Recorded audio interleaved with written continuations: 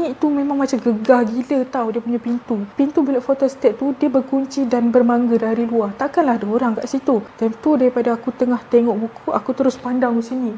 Hilang. Tak ada bunyi tu.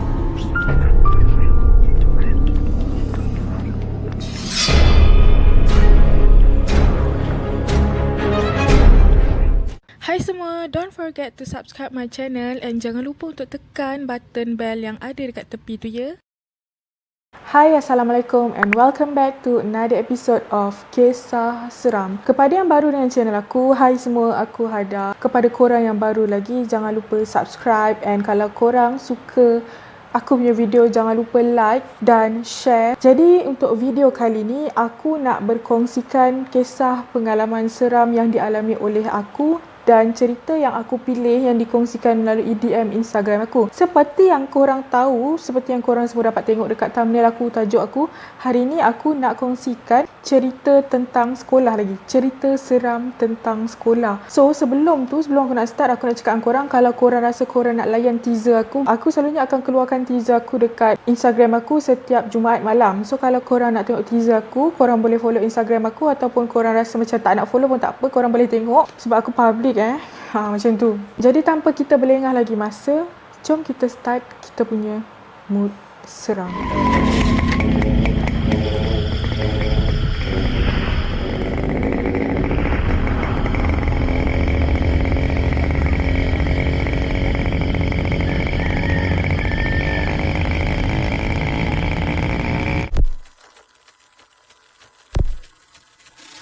Okey, untuk kisah yang pertama ni adalah kisah daripada aku sendiri. Aku rasa macam aku dah banyak kali cerita pasal kisah seram sekolah aku kan. So ini merupakan salah satu kisah yang aku dah simpan lama, tapi aku pernah share dekat Instagram aku dulu sebelum aku ada YouTube. Korang yang dah dengar cerita aku tu nak dengar balik, aku mengalu-alukan sebab dekat sini aku akan cerita lebih detail lagi. Jadi cerita ni start masa aku tingkatan 5 dengan kawan aku Nana. Aku dengan Nana ni, kita orang suka lepas balik sekolah, kita orang suka balik lambat. Kiranya waktu tu kita tingkatan 5, kita orang sepatutnya sekolah daripada pukul 7.30 pagi sampai 1:05 petang, tapi kita orang suka balik dalam pukul 5 ataupun 5.30 petang macam tu. Kita orang suka duduk dekat perpustakaan macam borak-borak, macam belajar lah sangat kan.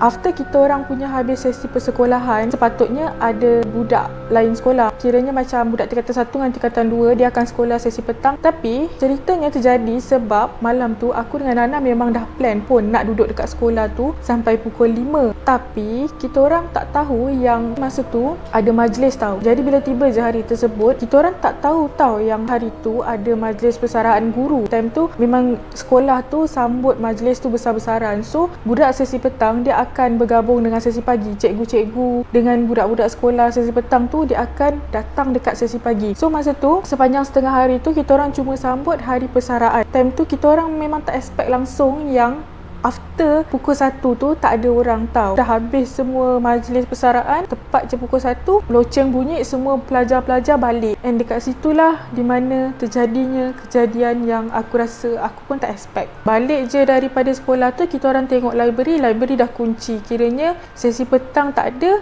sekolah pun tutup. Sepatutnya kita orang dah fikir dah macam tu. Lepas tu kita orang pun tak tahu nak duduk kat mana. Kita orang pun pergilah dekat kantin. Kantin ada dekat depan sekali, dekat sebelah pagar utama, dekat dengan jaga tau. So kita orang duduk dekat kantin tu berdua. Kita orang pun tengoklah seorang-seorang keluar daripada sekolah tu. Sampailah dalam pukul 2.30 kalau tak silap aku. Yang ada cuma aku, Nana, makcik kantin, jaga dengan beberapa orang budak yang duduk dekat depan koperasi. Budak tu memang selalu juga stay tau kat situ. Kiranya kalau aku dengan Nana balik lambat, diorang pun memang akan selalu ada sebab diorang pengawal pusat sumber juga. So time tu ada lagi beberapa kereta cikgu tau. Sampailah dalam pukul 3, time tu memang dah kosong gila sekolah. Makcik kantin dah balik, cikgu pun dah tak ada, kereta semua dah tak ada tau. Yang tinggal cuma aku, Nana dengan, kalau tak silap aku, 3 orang budak yang masih ada dekat situ. Keadaan dah jadi makin sunyi. So aku dengan Nana dekat kantin tu memang kita orang dah tak tahu nak buat apa. Kantin kita orang tu agak besar juga. Aku dengan Nana duduk dekat tengah-tengah, betul-betul dekat depan gerai yang jual-jual tu tau. Sekolah dah terlalu sunyi, dah tak tahu nak buat apa. Kita orang pun just duduk je lah dekat kantin tu sambil keluarkan novel. Dalam pukul 3.30 macam tu, budak-budak yang 3 orang tadi aku cakap tu, diorang semua dah balik. So dekat sekolah tu yang ada cuma aku, Nana dengan guard. Kau bayangkan dekat dalam sekolah yang besar tu tinggal kita orang berdua dengan guard. Guard jauh tau, tak ada dengan kita orang. So kita orang berdua je dekat kantin tu. So aku dengan Nana ni duduklah bersebelahan dekat satu meja. Meja kantin kita orang ni dia macam meja yang kena angkat kaki baru kita boleh duduk betul-betul dekat meja tu. Kiranya meja dengan kerusi tu dia bergabung. Nanti aku letak gambar dekat sini. So kita orang pun bacalah novel, tak tahu nak buat apa, tak tahu nak sembang apa. Kita orang baca novel. So baca dan aku terdengar macam ada bunyi tapak kaki tau. Macam bunyi sekumpulan pelajar yang beramai-ramai menuju ke kantin. Kau faham tak? Bila tiba je bunyi loceng untuk rehat, sekumpulan pelajar dia akan terus pergi ke kantin. Bunyi dia macam tu, dengan bunyi tapak kaki yang ramai-ramai, dengan bunyi gelak tawa, borak-borak, memang sebiji gila macam tu So aku dah macam ada orang ke kat sekolah ni? Dan aku pandanglah kiri, pandang kanan, tak ada sesiapa pun. Memang time tu kan, kereta cikgu tak ada, yang ada cuma kita orang berdua je dekat kantin tu. And then setiap kali aku pandang kan, aku cuba tengok tak ada sesiapa, bunyi tu hilang. And then aku pun macam just abaikan lah, mungkin imajinasi aku kan. So aku pun baca balik novel tu. Time tengah baca tu kan, tiba-tiba Nana tegur, Nana kat sebelah aku. Nana tegur, Ain, aku dengar bunyi tapak kaki lah. Lepas tu aku macam, aku pun dengar. Tapi tak apalah, kita baca je lah novel, buat tak tahu je. Aku cakap macam tu. Kita orang berdua pun just abaikan bunyi tu. Alihlah pandangan dekat novel tu balik. So bila aku nak baca je novel tu, aku terdengar macam ada suara gegaran pintu tau, daripada bilik photostat yang tak jauh daripada aku. Bilik photostat tu kan dalam berapa puluh langkah je daripada aku. Memang di sebelah aku je. So bila aku baca, aku akan nampak tau tepi ni. Tapi tak nampak sangat, just nampak macam tu. Pandangan manusia kan luas kan, so aku boleh nampak kat tepi tu. Dia memang bunyi dia macam kuat gila. Kau bayangkan kalau ada orang yang dikurung dekat dalam bilik photostat, lepas tu dia terkunci dari bilik photostat, dia cuba untuk keluar, dia akan ketuk kuat gila macam tu. Bunyi tu memang macam gegah gila tau dia punya pintu. Dan pintu bilik photostat tu dia berkunci dan bermangga dari luar. Takkanlah ada orang kat situ. Time tu daripada aku tengah tengok buku, aku terus pandang di sini. Lepas tu hilang, tak ada bunyi tu. Aku lagilah macam dah cuak gila. Aku pandang lama juga. Aku fikir benda tu akan bunyi lagi tau. Lepas tu tak ada. Aku try untuk sedapkan hati aku. Aku cakap tak ada apa, aku dekat sini sekejap je, baca je lah novel ni. Aku cakap macam tu dalam hati. And then aku pun bacalah novel balik. Tak lama lepas tu Nana tegur aku balik.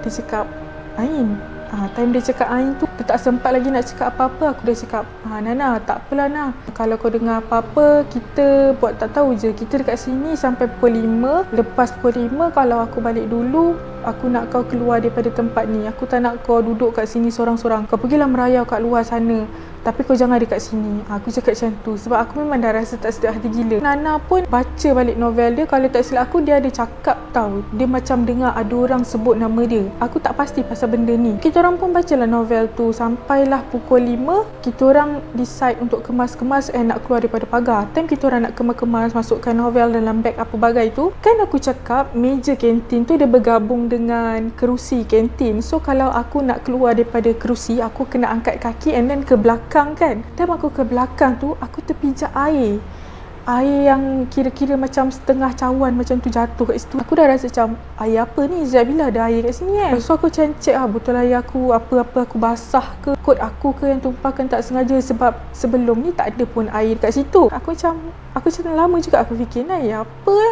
Lepas tu aku just positif je lah. Mungkin memang ada air kat sini tapi aku tak sedar. Tapi masalahnya aku duduk time tu tak ada apa-apa.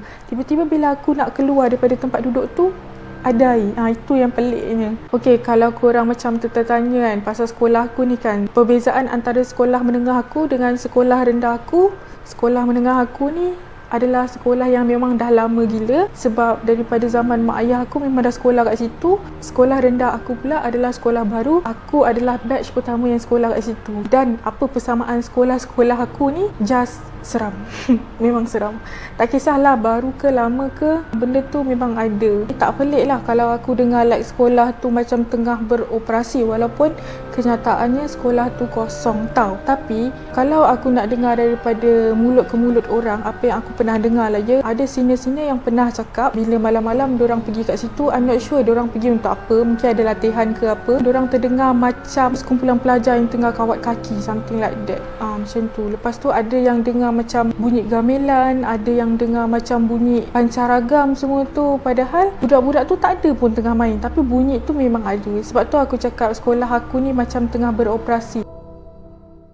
Okey, untuk kisah yang seterusnya adalah kisah yang dikongsikan oleh Umar melalui DM Instagram aku. So, kisah ni adalah kisah pengalaman seram yang dialaminya masa umur 12 tahun. Time tu dekat sekolah dia ada join nasyid tau. Setiap hari akan ada latihan nasyid daripada pukul 4.30 sampai pukul 6.45 petang. Nak dijadikan ceritanya, time ni Umar dengan kawan baik dia, habis je daripada latihan nasyid tu, cikgu suruh Umar dengan kawan dia tadi simpan semua alatan-alatan muzik dekat bilik muzik. Bilik muzik tu ada dekat tingkat 3 dekat salah satu bangunan yang memang lama. Sekolah Umar ni adalah sekolah yang dibina daripada projek yang terbengkalai. Kau faham tak? Bangunan yang dah lama tak disiapkan tu dia jadikan sekolah. Tu sekolah Umar kiranya. So, bangunan yang ada bilik muzik tu pula merupakan bangunan pertama yang dibina dekat situ. Kau faham tak? Bila projek tu dah terbengkalai dan bangunan bilik muzik tu adalah bangunan pertama kat situ, kau faham lah kan. So Umar dengan kawan dia ni pun naiklah ke tingkat 3 untuk letak dia punya alat muzik tadi. Tapi time dia orang buka je pintu bilik muzik tu, dia orang rasa macam sejuk gila, macam ada aircon tau daripada dalam, tapi aircon tak on pun masa tu. Yang ada cuma hujan lebat. So Umar dengan kawan dia ni pun just fikir positif lah, mungkin sejuk tu daripada angin hujan lebat. So dia pun just masuk je lah ke dalam. Time dia masuk dalam tu, dia orang letaklah semua alat-alat muzik tu dekat dalam tu, and then dia terdengar macam ada suara perempuan nyanyi dekat dalam tu. Tapi diorang just still fikir positif lah. Tiba-tiba gitar yang diorang letak tu jatuh tau. Terus diorang rasa macam tak sedap hati. Dan Umar ni tanya dekat kawan dia, weh dah pukul berapa? Dan kawan dia cakap dah pukul 7.02 masa tu, dah nak gelap weh. Diorang ni macam dah rasa tak sedap hati. Diorang pun keluar daripada bilik muzik and then terus pergi balik. Time diorang on the way balik, time diorang on the way keluar sekolah tu, kawan dia macam tersentak tau, tiba-tiba macam tiba-tiba terdiam, terkaku macam tu. So Umar ni cakap kau kenapa? Lepas tu member dia just balas macam, tadi aku nampak ada perempuan melintas depan kita, muka dia penuh dengan darah, rambut panjang. Umar macam sebab dia tak nampak, dia just abaikan je lah. Dan dia tanya lagi kawan dia, dah pukul berapa? Dan kawannya cakap time tu dah pukul 7.23. Time tu dah gelap tau. Lepas tu dia pun teruslah perjalanan dia untuk balik rumah. Sampailah dekat satu kedai runcit ni, diorang berhenti untuk beli air tau. Time diorang nak masuk ke kedai tu, ada seorang pakcik ni naik basikal pergi juga kat kedai tu. Dekat situlah di mana Umar dengan member dia ni dah macam terkejut, dah macam terkaku pun ada, sebab dia nampak dekat belakang tempat duduk penumpang basikal pakcik tu ada perempuan yang berlumuran darah dan rambut dia panjang. Sama macam apa yang kawan si Umar tu nampak. Time tu Umar dah tak tahu nak cakap apa, sebab apa yang kawan dia nampak belum ni dia tak nampak, tiba-tiba dia nampak depan mata. Time tu lagilah dia orang macam menggigil. And after that, kawan Umar tu demam 3 hari. Jadi itu je lah cerita aku untuk hari ni. Kalau korang ada pengalaman-pengalaman seram yang korang rasa nak share dengan aku, just share je. Boleh korang DM kat aku, tak payah follow pun tak apa, aku tak kisah. Kalau korang rasa aku punya penyampaian ada kurang, korang boleh just komen je, mungkin aku boleh improve lagi.